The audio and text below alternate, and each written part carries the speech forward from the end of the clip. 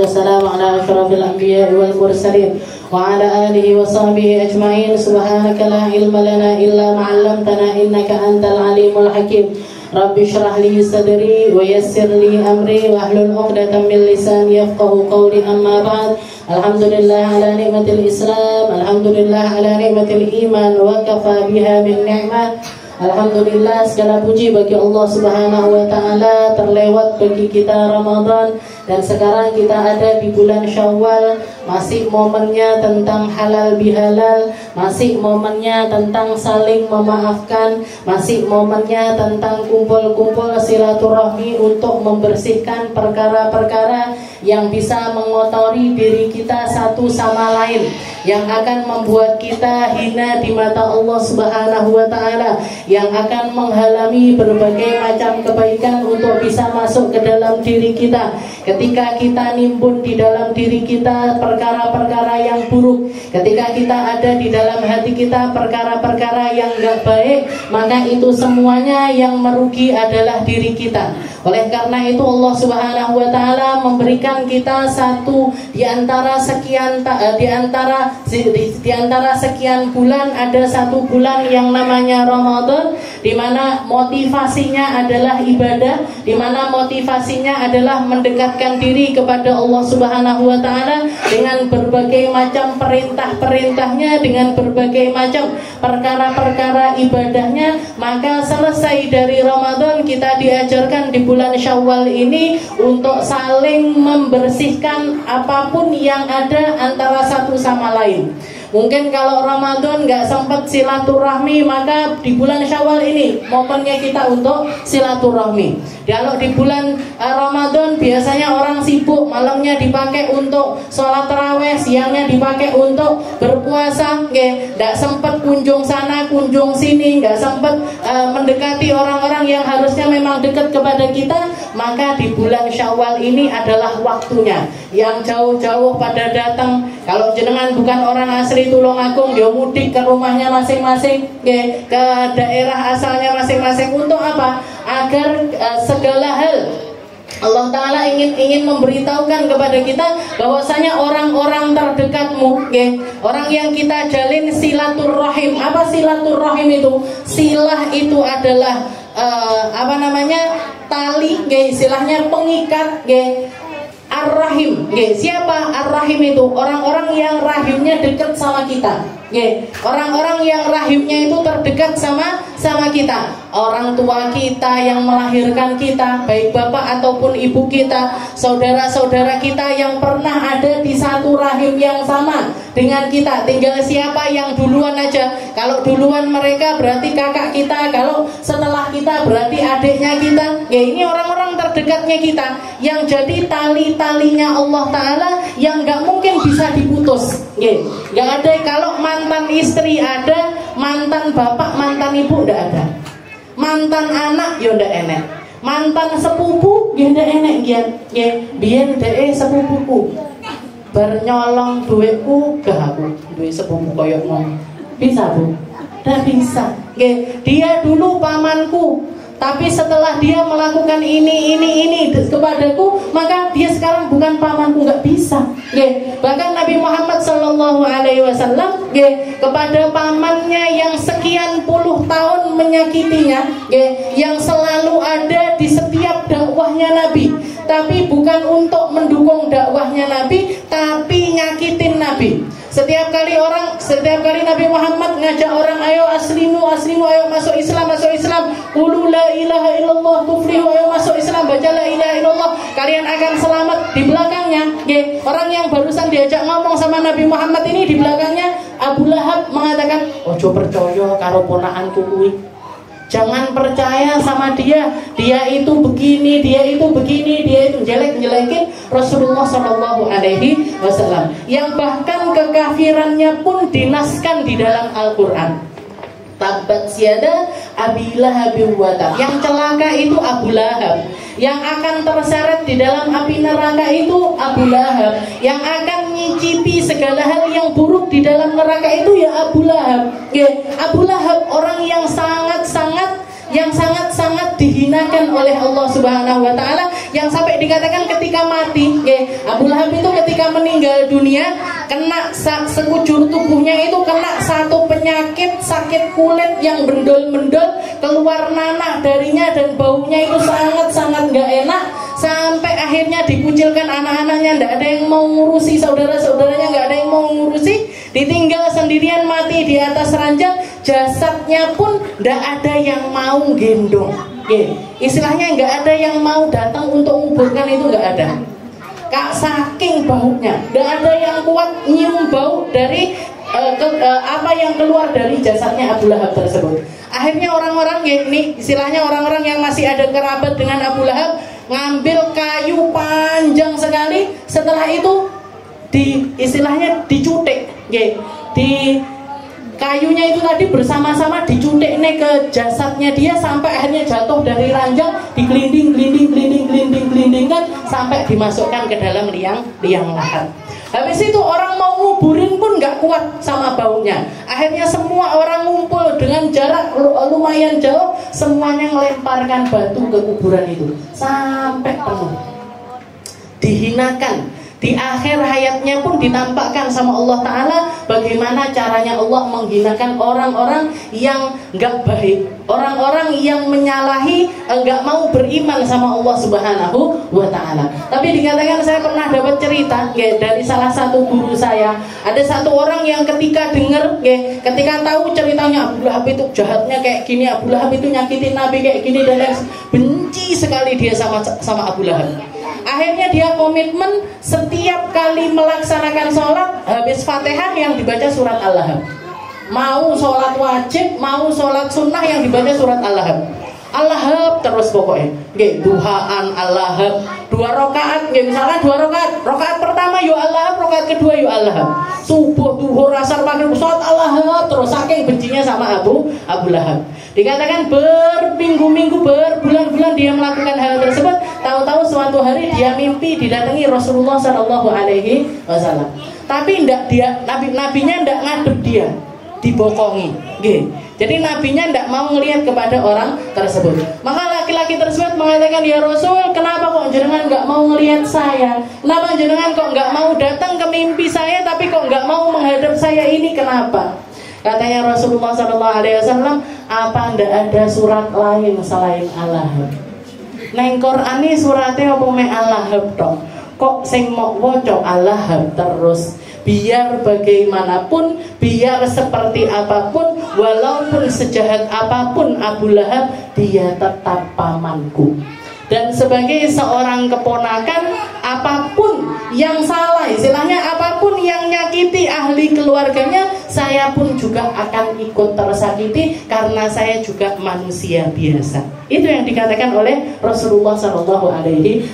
Habis itu taubat dia. Istilahnya yo taubatnya itu bukan taubat yang gimana-gimana, yo diwocok surat Al-Lahabnya ya tetap dibaca, tapi enggak kayak ini istilahnya kabeh surat Al-Lahab. Seperti itu rahmatnya Rasulullah SAW. Jadi Syawal ini momennya kita untuk memperekat.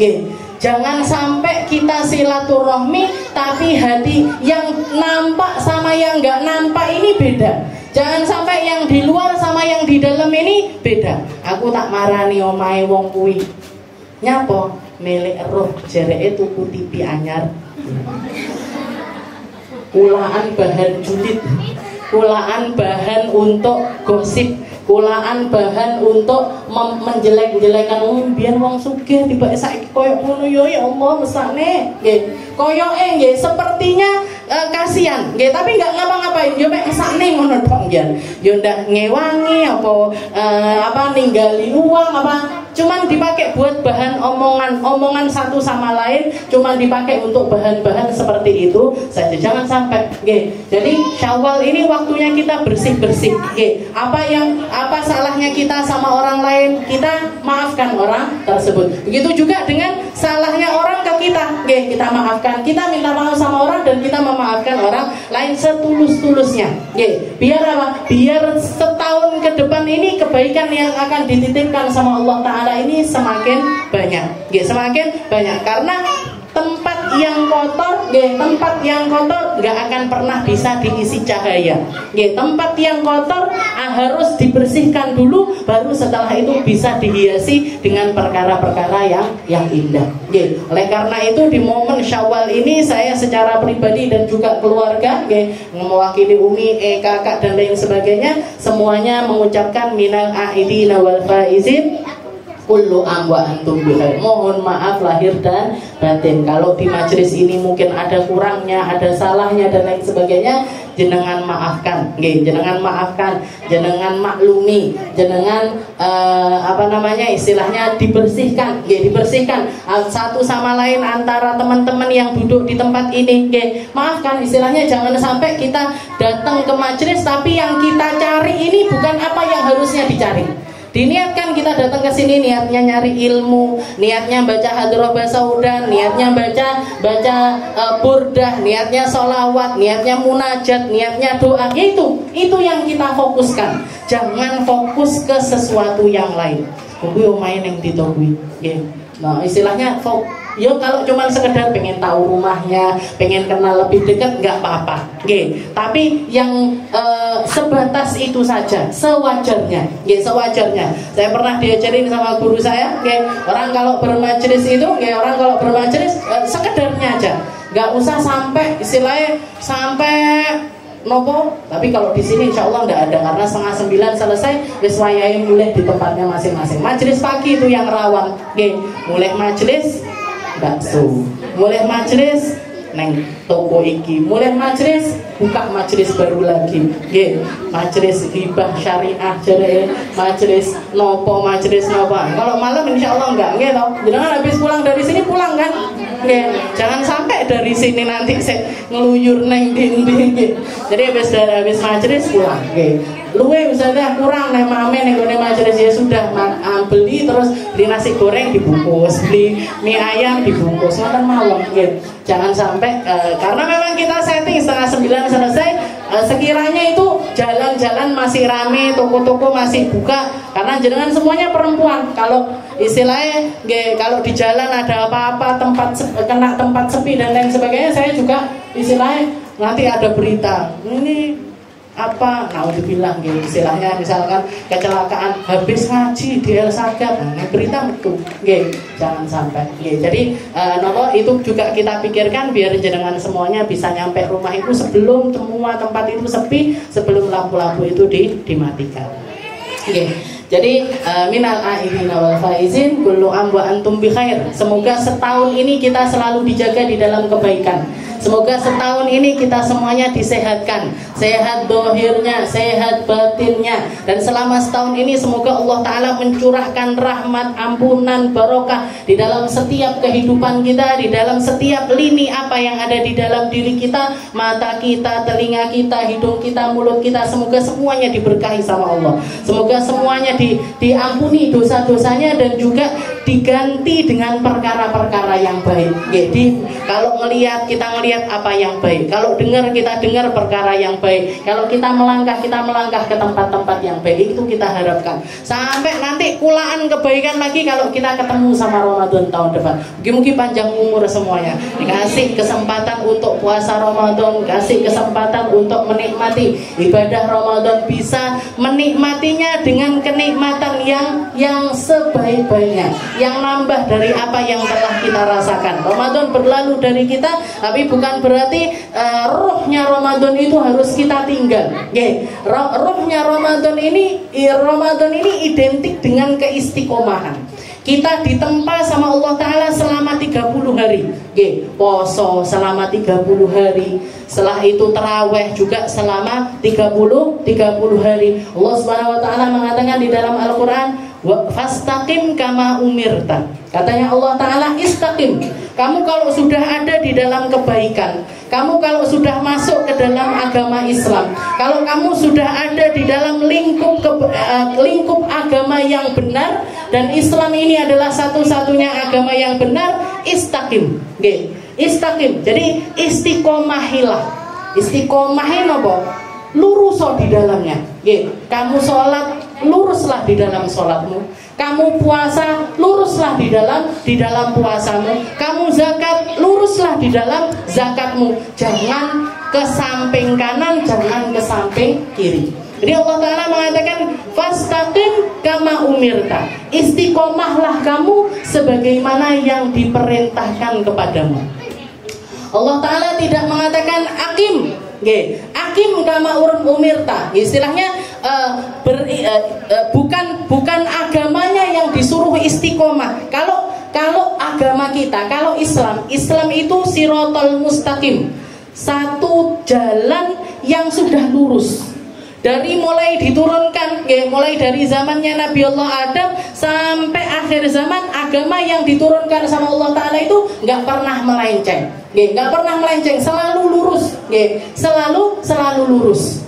Cuman pengikutnya atau penganutnya lah yang seringkali itu belok kanan, belok kiri. Apa Islam itu datang mulai dari zamannya Nabi Adam? Mulai dari zaman Nabi Adam, Nabi Nuh, Nabi Idris sampai Nabi Isa, Nabi Musa dan lain sebagainya. Semuanya kalau dikatakan agamanya itu apa, mereka itu semuanya adalah orang-orang yang muslim. Muslim itu apa? Para manusia-manusia yang menyerahkan dirinya kepada Allah. Mulai dari zamannya Nabi Allah Adam. Makanya di dalam Al-Quran dikatakan salah satu doanya Nabi Adam, tawaffani musliman wa alhiqni bis-sholihin. Katanya Nabi Adam, ya Allah, matikan aku dalam keadaan Islam dan gabungkan aku sama orang-orang soleh. Berarti apa? Nabi Adam berislam. Semua nabi-nabi itu muslim, semua nabi-nabi itu muslim. Cuman istilahnya bentuk syariatnya aja yang kadang-kadang itu disesuaikan sama Allah Ta'ala, kondisional dengan kondisi daerah masing-masing ataupun umat pada waktu tersebut. Umatnya bagaimana, Allah Ta'ala memberikan syariat yang pas dengan porsi tersebut. Nah, penutupnya atau closingnya ada di dalam Nabi kita Nabi Muhammad SAW. Agamanya sama, Bu, agama yang lurus. Garek wong iki sing sering kali itu keluar sana, waleh ngene rono, waleh rene ngono, seperti itu. Makanya Allah Ta'ala mengatakan istaqim kama umirta. Istiqomahlah kamu sebagaimana kamu itu diperintahkan oleh Allah Subhanahu wa Ta'ala. Piye carane istiqomah? Gimana caranya agar kita itu istiqomah? Apa yang harus ada di dalam istiqomahnya kita? 3 hal. Kalau kita mau istiqomah di dalam sesuatu, maka kondisikan perkara tersebut itu ada di dalam tiga hal. Jadi istiqomah lillah, istiqomah billah, istiqomah ala ma amarallah. 3 perkara ini yang harus jadi patokannya kita. Kalau kita istiqomah, apa yang harus diistiqomahi? Pertama, istiqomah lillah. Istiqomah karena Allah. Lek sholat karena Allah. Kalau puasa ya karena Allah. Kalau zakat sedekah karena Allah. Kalau nutup aurat karena Allah. Kalau zikir karena Allah. Kalau doa karena Allah. Semuanya karena Allah. Jenengan bermajelis, ngapain saya bermajelis? Ya karena Allah. Bukan karena sungkan sama siapa-siapa. Ndak penak majelis ponakanku dhewe masa ora teko. Sing guyu sing buri. Ndak enak, masak tetangga sendiri ndak hadir. Ndak enak masak dulur dewe ndak hadir. Masak, jadi kalau kita kalau mau dapat sirnya istiqomah majelis ini, yang harus pertama kali kita benahi apa? Lillahnya. Istiqomahnya karena Allah. Kenapa? Karena kalau motivasinya manusia abot mesti. Kalau motivasinya orang mesti berat. Kalau motivasinya uang mesti berat. Kalau motivasinya perkara apapun, maka itu akan menjadi sesuatu yang berat. Tapi kalau kita istiqomah di dalam satu perkara apapun, di dalam semua hal yang sifatnya itu kebaikan, semua sifatnya itu adalah perintah ataupun larangan dari Allah Ta'ala, lakukan itu semuanya karena Allah. Lakukan itu semuanya karena Allah. Allah Ta'ala mengatakan di dalam Al-Quran, walillahi Walillahi alan, di dalam salah satu syariatnya Allah Ta'ala nyinggung, walillahi alan nasi hijjul bait man istata'a ilaihi sabila. Untuk Allah. Jadi di dalam perkara haji yang Allah Ta'ala singgung pertama kali, walillah, untuk Allah, alan nas, bagi umat manusia ini ada kewajiban haji kalau mereka sudah mampu untuk berangkat haji. Jadi motivasinya haji karena Allah, motivasinya umroh karena Allah, motivasinya sedekah, semuanya, semua perkara-perkara kebaikan jenengan awali dengan lillahi ta'ala. Makanya bahkan digandengkan sama para ulama kita yang nyusun niatnya sholat itu, di dalam sholat kita usolli fardhu dhuhri arba'a raka'atin sabila qiblati lillahi ta'ala. Kenapa kok dikasih lillahi ta'ala? Biar lurus ini niatnya, biar lurus ini kemauannya, biar lurus ini apa yang ingin kita dapatkan. Karena kalau sesuatu nggak sesuai, istilahnya nggak karena Allah Ta'ala, satu, dia pasti gampang ceklek, dua, nggak akan ada nilainya.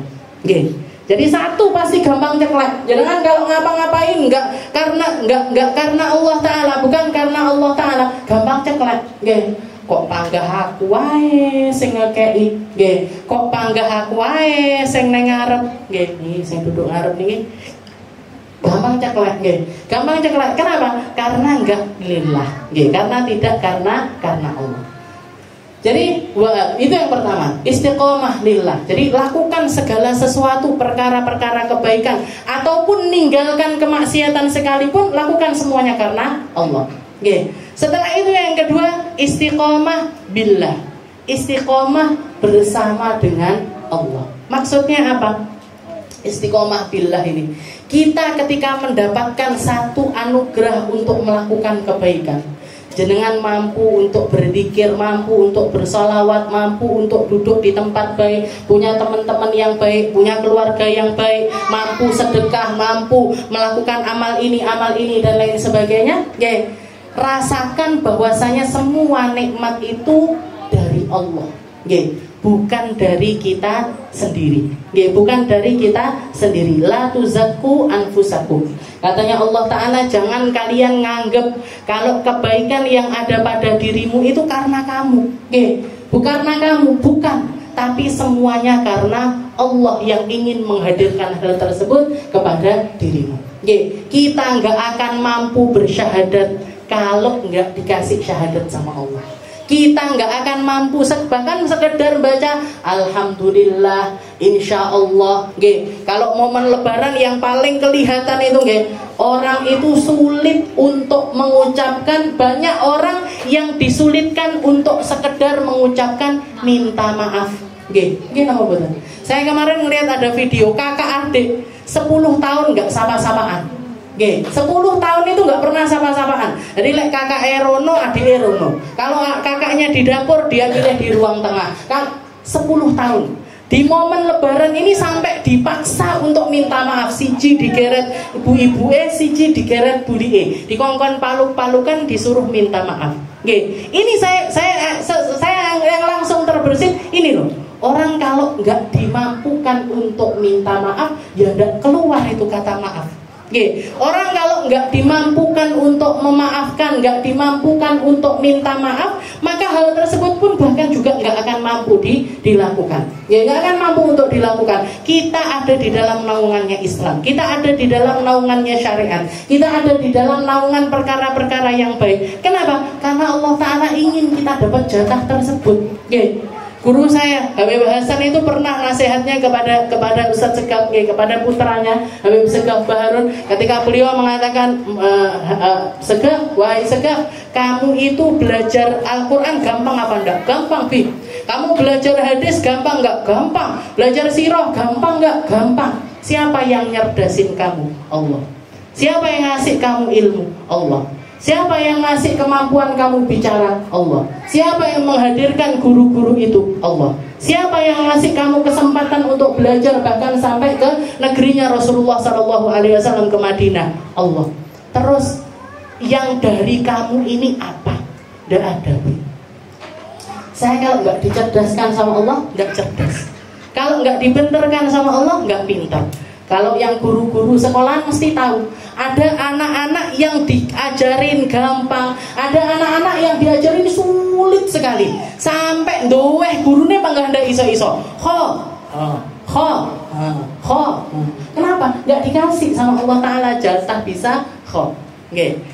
Umi yang ngaji dewasa nih belajar zai jim panggah kleru kenapa? Nggak dikasih jatah sama Allah Ta'ala. Berarti yang memampukan kita ini siapa? Yang bisakan kita ini siapa? Yang ngasih perkara-perkara itu siapa? Allah semuanya. Ini namanya istiqomah billah. Kita bermajlis, jenengan datang ke tempat ini ngaji sama saya, apa karena saya? Boten, karena Allah Ta'ala yang menghadirkan jenengan di sini. Saya ngaji di sini karena siapa? Runtutannya ini apa? Runtutannya ini dari siapa? Semuanya dari Allah. Saya ingat sekali, kalau saya duduk sendirian, kok iso aku saiki malih dadi ngene, istilahnya, kok bisa saya ngisi pengajian, kok bisa saya nasehatin orang, kok bisa saya bacakan kitab kepada orang lain. Kalau diruntut dari awal, saya mondok, awalnya kan lulus SD, habis itu mondok. Yang bikin saya mondok ini siapa? Allah. Yang nyusun skenario hidup saya ini siapa? Allah. Tidak ada sama sekali yang asal muasalnya dari diri sendiri, itu nggak ada.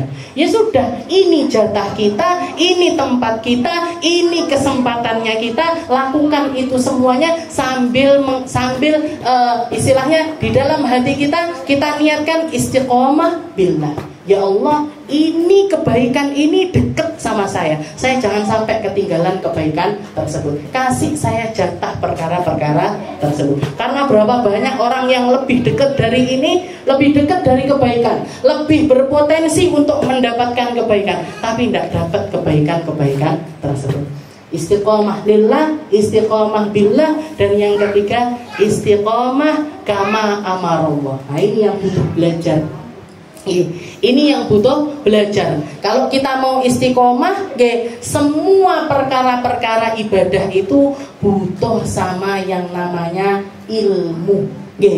Ndak iso ngawur, ndak bisa ngawur. Kalau para sahabatnya Nabi dulu enak, gampang mereka. Kalau mau ngamal, kalau mau melakukan kebaikan, kalau pengen ibadah, garek nyontoh apa yang dilakukan sama Rasulullah SAW. Katanya Nabi Muhammad, "Shollu kama ra'aitumuni usolli." Salat kalian seperti kalian ngelihat saya salat. Garek nerokne Rasulullah. Ramadan, Rasulullah yang diperbanyak ngajinya, yang dilakukan tarawih sekian rakaat ini itu dan lain sebagainya, ngikuti apa yang diajak, apa yang dicontohkan sama Rasulullah SAW. Selama nggak dilarang sama Nabi, selama nggak disalahkan sama Nabi, maka mereka akan melakukan perkara tersebut. Nah, kalau kita ini gimana? Belajar.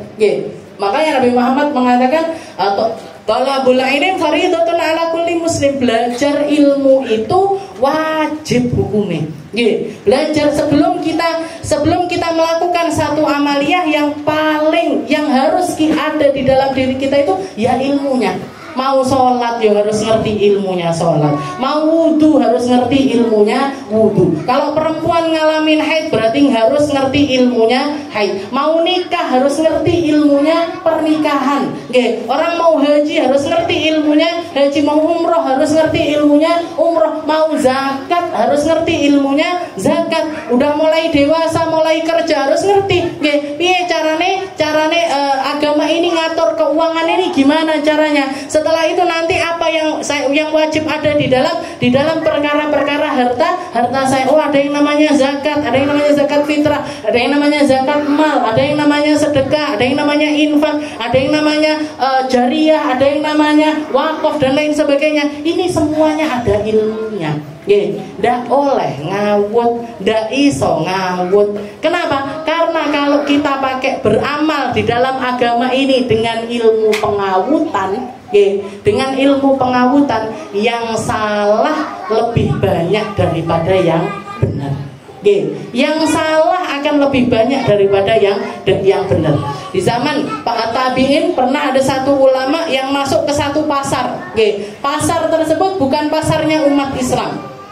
Pasar itu pasarnya penuh dengan orang-orang yang nggak ngerti agama Islam atau bahkan sebagian besar adalah orang-orang non muslim. Begitu masuk dia nyatet, apa yang dilihat, apa yang didengar, apa yang disaksikan di dalam pasar tersebut dicatat. Dicatat. Keluar dari pasar dikatakan ada lebih dari 21 transaksi batil yang terjadi di dalam pasar tersebut. Kenapa? Karena isinya orang-orang nggak ngerti ilmu.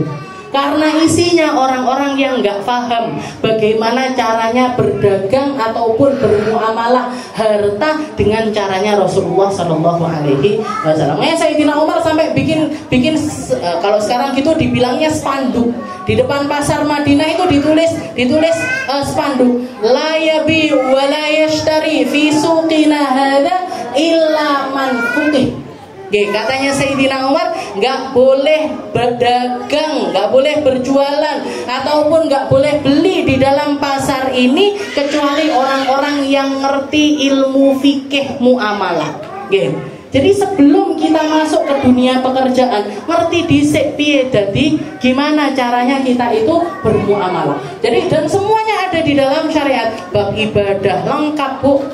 Air, mulai dari bab air. Setelah itu nanti bab tentang bersih-bersih badan, tentang gimana caranya kita jaga kebersihan apa yang diamanatkan oleh Allah Ta'ala untuk tubuh kita. Kapan wayahe potong kuku, gimana caranya potong kuku. Nggak ada, Bu, di dalam syariat ini yang nggak ada aturannya. Katanya Sayyidina Ali, makanya Sayyidina Ali sampai mengatakan nikmat dinuna, sebaik-baik agama itu agama kita. Hatal khorok, sampai bahkan sampai kencing BAB diajarin sama syariat gimana caranya. Jenengan ada caranya cebok, ada caranya bersihkan kemaluan, ada caranya mandi, ada caranya wudhu, aja semuanya diajarkan oleh syariat. Cuman kadang-kadang orang itu istilahnya kalau majelis yang dibahas panggah bab ibadah terus, melbu bab muamalah mumet. Terus aku nggak usah majelis akhirnya separuh, bab ibadah ngerti, bab muamalah nggak ngerti. Bab muamalah dia baru datang, baru hadir majelis pas bab muamalah. Padahal kemarin bahas bab nikah. Akhirnya nggak ngerti bab nikah. Ngoten niku saya marahi. Niku istiqomahnya duduk majelis itu sak dengah-dengahe lek longgar teko, nggak longgar nggak teko. Nah, akhirnya ngoten niku. Kadang pahame separuh, kadang pahame seperapat, kadang pahame yang lebih sulit gagal paham. Nah, ini yang jadi saya ngomong apa, pahamnya apa. Syariatnya diajarkan begini, pahame gini. Nah, itu. Nah, muka-muka ada yang gagal paham. Jadi kalau sekedar separuh-separuh, nanti mungkin separuhnya ditambah di majelis yang lain, ditambah di majelis yang lainnya. Nah, tapi istilahnya istiqomahnya ini tadi, istiqomah alama amarallah. Jadi syariat ilmu, istilahnya syariat ini ada aturannya. Sholat ada aturannya sendiri, nggak boleh ada yang dibikin-bikin, nggak boleh ada yang dibikin-bikin, nggak boleh ada sesuatu yang istilahnya ngarang-ngarang dewe itu nggak boleh. Makanya di dalam kitab Aqidatul Awam itu di awal itu bahkan sampai sang pengarang itu mengatakan wa alihi wa sahbihi wa man tabi' sabila dinil haqqi ghaira mubtadi. Katanya beliau, ya Allah, salawatnya selain kepada keluarga Nabi, kepada sahabatnya Nabi, juga kepada sabila dinil wa man tabi', orang-orang yang setelahnya Nabi Muhammad, sabila dinil haqqi, orang-orang yang jalan di jalan yang benar, ghaira mubtadi, tapi bukan para ahli bid'ah. Bukan para ahli bid'ah. Bid'ah ini dia disinggung di dalam agama, dan termasuk salah satu hal yang pokok di dalam agama Islam. Kita harus ngerti mana orang-orang, mana majelis-majelis ataupun ulama-ulama yang tidak mengada-ngada sesuatu, yang tidak bikin-bikin perkara-perkara yang baru, nggak bikin-bikin perkara yang baru. Kalau Nabi Muhammad mengatakan kullu muhdatsatin bid'ah wa kullu bid'atin dhalalah, katanya Nabi semua yang bikin-bikin perkara yang baru itu semuanya adalah bid'ah, dan semua bid'ah itu adalah perkara yang sesat. Semua yang mengada-ngada di dalam agama itu adalah perkara-perkara yang sesat. Makanya para ulama naruh hal bid'ah ini hukumnya macam-macam. Nggih, hukumnya macam-macam. Ada kalanya hukumnya wajib, ya ada bid'ah yang hukumnya wajib. Ada bid'ah yang hukumnya sunnah, ada bid'ah yang hukumnya makruh, ada bid'ah yang hukumnya itu bahkan hukumnya adalah haram. Kapan hukumnya jadi wajib? Ya, kapan bid'ah itu perkara baru itu menjadi sesuatu yang hukumnya ini wajib? Seperti yang terjadi di zamannya Sayyidina Utsman. Di zaman dimulai di zaman Sayyidina Abu Bakar. Sayyidina Abu Bakar itu karena melihat umat muslim atau para sahabatnya Nabi itu di dalam perang-perang ngelawan para murtadin, banyak di antara para hafid Al-Quran itu yang wafat, yang terbunuh. Katanya Sayyidina Abu Bakar, ini secepatnya harus dijadikan satu. Istilahnya Al-Quran ini menjadi sesuatu yang harus dibukukan, harus menjadi sesuatu yang dibukukan. Kenapa? Karena melihat para penghafal Al-Quran itu mulai banyak yang wafat. Dan zaman itu orang yang bisa nulis masih sedikit. Al-Quran yang tertulis itu kececeran di mana-mana. Ada yang ditulis di batu, ada yang ditulis di pelepah pohon, ada yang ditulis di tembok, kan rancu. Akhirnya katanya Sayyidina Abu Bakar, ini gimana ini? Ini gimana ini? Harus dimulai dilakukan pendataan tentang Al-Quran. Pendataan tentang Al-Quran didata mulai dari zaman Sayyidina Abu Bakar, diteruskan oleh Sayyidina Umar, Sayyidina Utsman yang membukukan Al-Quran tersebut. Di buku nih Al-Quran ini tadi jadi buku. Nah, Al-Quran yang kita pegang secara buku itu niku bid'ah, Bu. Itu perkara yang baru, tidak ada di zamannya Rasulullah Sallallahu Alaihi Wasallam. Harokate yo bid'ah, titike yo bid'ah. Harokatnya bid'ah, titiknya bid'ah. Karena zaman itu Al-Quran, hurufnya Al-Quran itu ndak enek titike. Jadi sodot podo, tokdok podo. Jangan bayangkan, gigi juga nggak ada. Sin podo. Jangan dibayangkan bacanya ini gimana. Jadi yang bisa membaca Al-Quran ya para penghafal Al-Quran saja. Akhirnya di zaman sahabat yang lain ada yang nemukan tentang harokat, ada yang nemukan tentang gigi, ada yang nemukan tentang titik dan lain sebagainya. Nah, ilmu-ilmu tersebut menjadi ilmu yang wajib. Menjadi ilmu-ilmu yang wajib. Kenapa? Karena menunjang kita untuk melakukan perkara yang wajib. Apa? Baca Al-Quran dengan benar. Baca Al-Quran dengan benar itu wajib. Belajar tajwid itu tidak wajib, tapi belajar baca Al-Quran dengan benar itu hukumnya adalah wajib. Jadi berarti apa? Bukukan Al-Quran itu menjadi sesuatu yang wajib di zaman para sahabat terdahulu. Bid'ah, tapi bid'ah yang benar. Bid'ah, tapi bid'ah yang hukumnya bahkan ke tingkat wajib. Kenapa? Karena kalau semua sahabat, misalkan Sayyidina Abu Bakar waktu itu nggak mau melakukan, Sayyidina Utsman nggak mau melakukan, sama semua sahabat, gawe buku ki bid'ah, gawe ngene nulis si bid'ah, nuliskan gigi bid'ah, nuliskan fathah bid'ah, nuliskan titik bid'ah. Jenengan bayangkan sekarang kira-kira kita bisa baca Quran apa enggak? Wong wis di ngotene sing gak iso maca sik akeh. Ya kan? Sudah ditunjang dengan berbagai ilmu-ilmu yang dibikinkan sama para ulama seperti itu, saya akeh sing ndak iso maca Quran, masih banyak yang nggak mau belajar Al-Quran. Kira-kira masih tersisa apa enggak Al-Quran untuk kita? Jadi wajib. Setelah itu ada bid'ah yang hukumnya sunnah. Seperti apa? Seperti yang dilakukan oleh Sayyidina Umar bin Khattab. Apa itu? Menjamaahkan sholat taraweh. Di zaman Nabi dulu taraweh itu dewe-dewe. Yang pojok kono pengen pakai 1 juz, yang sana pengen 2 juz, yang sini pengen hatamkan Al-Quran, yang sini pakai surat-surat pendek begini. Akhirnya satu masjid itu kono taraweh dewe, kono taraweh dewe, kono taraweh dewe. Katanya Sayyidina Umar, ayo dikumpulkan, sholat jamaah bersama-sama, taraweh 23 rakaat. Katanya para sahabat, katanya Sayyidina Utsman, ya Umar, ni'ma bid'atin hadza, sebaik-baik bid'ah yo ini, bid'ah yang kamu bikin, menjamaahkan sholat taraweh. Kenapa? Karena akhirnya kelihatan persatuannya umat Islam. Ada kalanya bid'ah hukumnya adalah makruh. Kapan itu hukumnya makruh? Ketika kita berlebihan di dalam perkara-perkara agama. Termasuk yang disinggung oleh para ulama adalah menghiasi masjid dengan terlalu berlebihan. ornamennya dibikin mewah-mewah, karpetnya dibikin mewah dan lain sebagainya, itu hukumnya adalah makruh. Bid'ah. Zamannya Nabi tidak ada. Zamannya Nabi masjid-masjid semuanya sederhana. Tapi apakah haram hukumnya? Tidak sampai ke tingkat haram, tapi hukumnya adalah makruh. Kenapa? Karena kalau ya memang orang khusyuk itu tergantung pribadi masing-masing.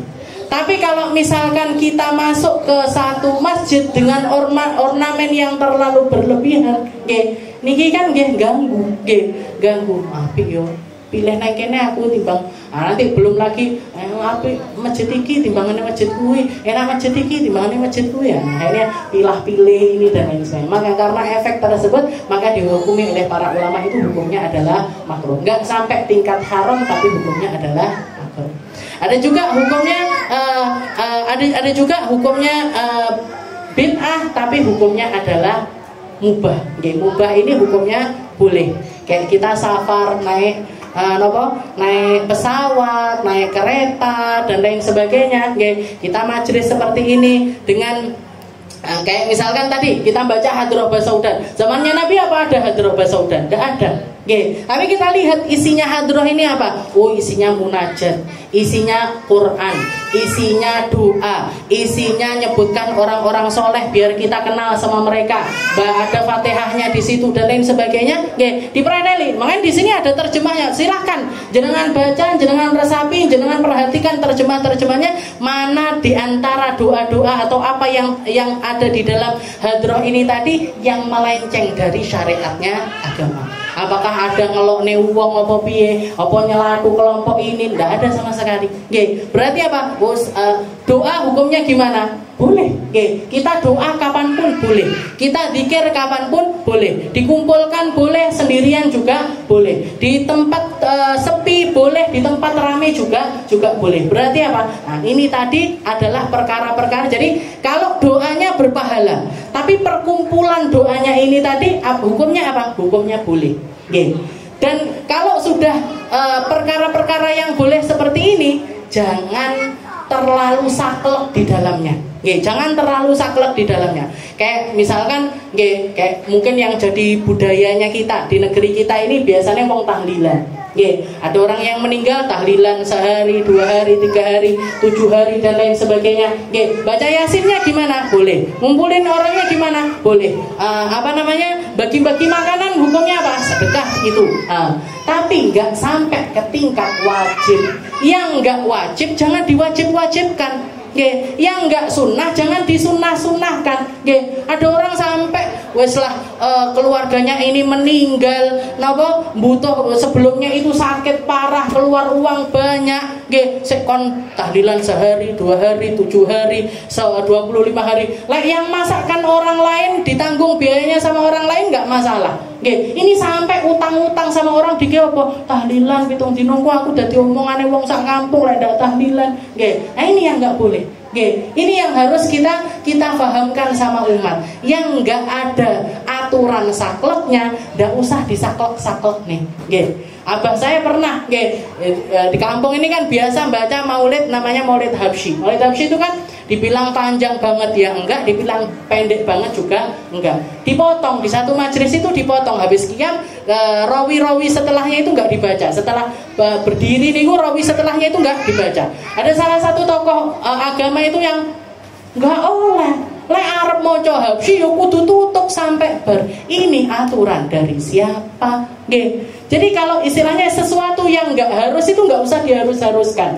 Sesuatu yang enggak istilahnya enggak sampai berdosa kalau kita enggak melakukan perkara tersebut, enggak perlu dibikin seperti itu. Jadi misalkan saya baca hadroh basaudan, Bu, kita ini misalkan nanti saya repot jam 9, ayo kita jam 8 harus selesai majelisnya. Dilompat-lompat Jadi syair pertama, syair kedua dilompati, syair ketiga dibaca, syair keempat dilompati.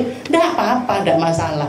Burdan, rawi 1 dibaca, rawi 2 tidak dibaca, rawi ketiga dibaca, terserah, tidak apa-apa. Dan ilmu ini saya dapat dulu ketika saya mondok di Hadramut, di tempatnya Habib Umar. Jangan tahu maulid dia ulame. Itu maulid yang saya tahu maulid terpendek. rawinya cuman 8. Nggih, rawinya cuman 8. Jadi 4 rawi sebelum qiyam, 4 rawi setelah qiyam. Saya selama 2 tahun di Hadramut hampir nggak pernah baca full. Jadi setelah qiyam niku dipakai ceramah, diperbanyak ceramahnya. Nanti kalau ada tamu mu'alaf disuruh ceramah, ada tamu ulama dari negeri ini ceramahnya yang panjang, bahkan sampai 1 jam, 2 jam. Tapi maulidnya dipotong sama Habib Umar. Beliau sendiri yang ngarang maulid, dipotong sendiri maulidnya. Jadi berarti apa maksudnya apa? Perkara yang nggak ada aturan sakleknya, nggak usah dibikin, nggak usah dibikin harus. Nggih, kudu ngene, moncone kudu ngene, aturane kudu ngene, kudu enek dupa mubeng, kudu diser-seri napa? Lenga wangi. Ndak harus, nggih. Ada yo diser-seri. Kenapa? Karena ada istilahnya, ada sirnya, ada istilahnya, ada ajaran yang diajar. Kenapa kok dikasih minyak wangi tangan-tangan kita, biar kita lebih merasakan hadirnya Nabi Muhammad Shallallahu Alaihi Wasallam. Karena dikatakan, para sahabat mengatakan, ya orang-orang yang hadir di zaman Nabi mengatakan Nabi Muhammad itu luar biasa wanginya. Dan salah satu perkara yang nggak pernah ditolak sama Nabi Muhammad adalah parfum. Okay. Jadi kita niatnya itu ngasih, bukan cuma share, boten. Okay. Biar kita lebih meresapi makna qiyam tersebut dan mampu menghadirkan sosoknya Nabi Muhammad SAW di antara kita. Okay. Di antara. Ndak nemu minyak wangi, yo wes. Okay. Ndak usah, tak melayu dhisik nek sagap tuku dhisik. Nggak usah, Bu. Okay. Jadi yang nggak ada aturannya nggak usah diada-adakan. Okay. Ini yang diajarkan oleh para ulama. Jadi hukumnya ada yang ada mubah, bahkan ada bid'ah yang hukumnya adalah haram. Kapan hukumnya haram? Kalau usul agama ini dirubah. Okay. Jadi akar-akar dari agama ini dirubah. Okay. Nah itu yang hukumnya adalah haram. Kayak misalkan, sholat subuh nggak keren, mek 2 rakaat, tak nggih petang rakaat. Nah ini breakthrough nih. Okay. Apa namanya? Keenak aku kadung istiqomah puasa Ramadan, nggih, tak bablasne ae sampai Syawal, sampai bodoh orang badan disuguhi makanan, maaf saya puasa, nggih.